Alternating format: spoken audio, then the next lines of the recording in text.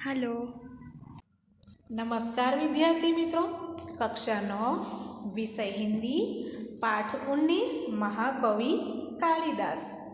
महाकवि कालिदास पाठ के लेखक हैं नरपत बारहट, जिनका उपनाम जैन सरनेम उनकी हड़वेचा है। इस कृति से यह संदेश मिलता है कि किसी बच्चे को मूर्ख मानना नहीं चाहिए, क्योंकि वह मौका मिलते ही हीरे की तरह चमक सकता है। तो कुछ विद्वानों ने कालिदास का जन्म 365 ईस्वी सन तथा निधन 445 ई माना है।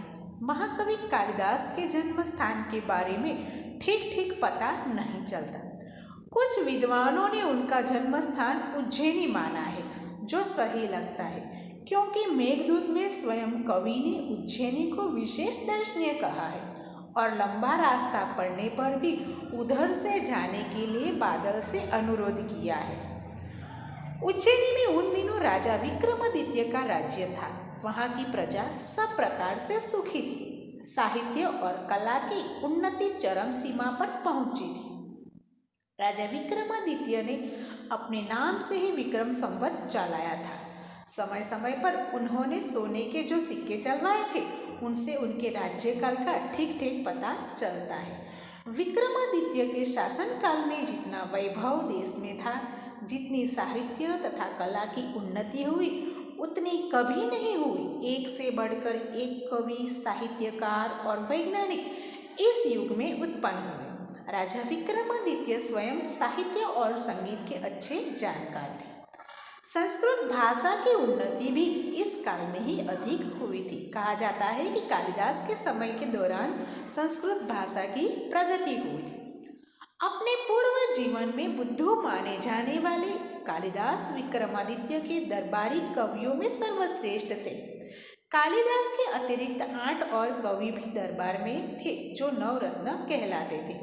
कालिदास ने के विषय में कहा जाता है कि वे युवावस्था तक निरक्षर थे। जिस डाल पर बैठते उसे ही काटते थे। निरक्षर होने पर भी वह इतने विद्वान और महाकवि किस तरह बन गए, इसकी भी एक बड़ी विचित्र और रोचक कहानी है। उन दिनों शारदानंद नाम के एक राजा थे।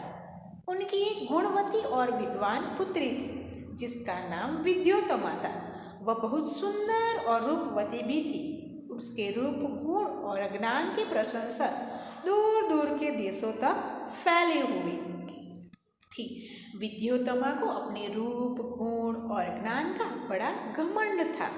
अपने विवाह के संबंध में उसने एक घोषणा कर रखी थी कि जो उसे शास्त्रार्थ में हरा देगा, उसी के साथ वह अपना विवाह करेगी। उसकी इसी घोषणा की जानकारी जैसे जैसे पास पड़ोस के देशों तक पहुंचती गई, वहाँ के विद्वान तथा पंडित विद्योत्तमा से शास्त्रार्थ करने के लिए आने लगे। लेकिन विद्वान या पंडितों की बड़ी ग्लानि का अनुभव हो रहा था और वे इसका बदला लेने का उपाय सोचने लगे थे।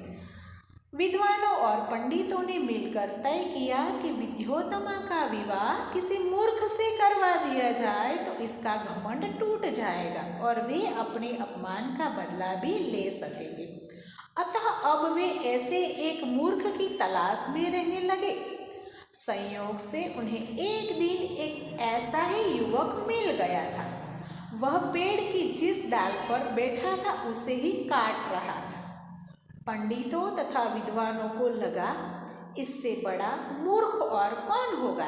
इसलिए पंडितों ने उसे पेड़ से नीचे उतारा और समझा बुझाकर एक सुंदर राजकुमारी से उसका विवाह करा देने की बात कहकर तथा लालच देकर अपने साथ चलने को राजी किया।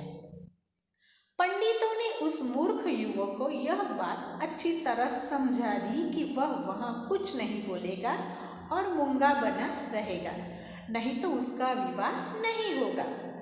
वह मूर्ख युवक बड़ा खुश हुआ। उसने पंडितों की बात मान ली और उनके द्वारा दिए गए अच्छे अच्छे कपड़े पहन लिए। पंडित उसे विद्योत्तमा के पास शास्त्रार्थ के लिए ले गए।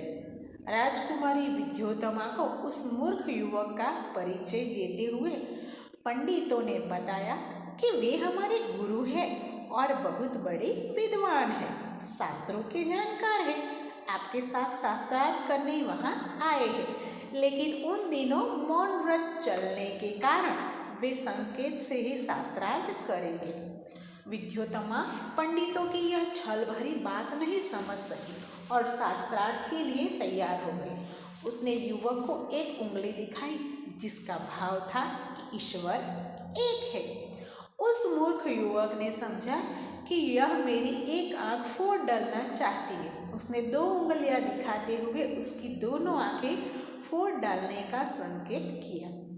पंडितों ने इस संकेत का अर्थ विद्योत्तमा को समझाते हुए कहा, आपके प्रश्न के उत्तर में हमारे गुरुजी का कहना है कि ईश्वर और जीव 2 हैं।